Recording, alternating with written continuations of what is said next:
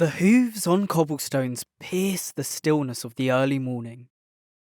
Soon, the streets will spring to life, to a bustling hub of music and culture. It's Vienna, Austria, in the 1890s. Composers such as Johann Brahms and Richard Strauss are at the centre of Europe's capital for artistic expression and musical genius.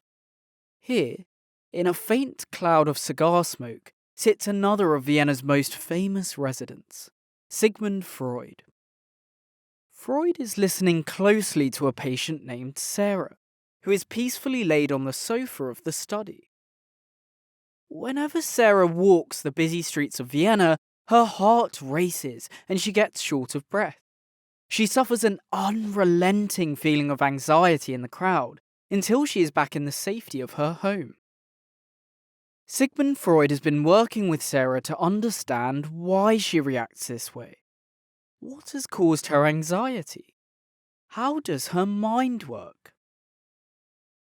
To understand the workings of Sarah's mind, Freud asks her to sit calmly and describe her dreams, because these will provide him with insight to the deepest corners of Sarah's mind, to the thoughts, feelings, and memories that Sarah didn't even know she had. Sigmund concludes from the contents of Sarah's darkest nightmares that she has painful memories locked away in the depths of her mind, and that these have led her to develop severe anxiety in crowds. Now, when Wilhelm Wundt started the field of experimental psychology about 20 years prior, he had his participants examine and describe their own mental processes using introspection. But for Sigmund Freud, this would not do. An average Joe would never be able to reach the deep corners of their own mind using introspection.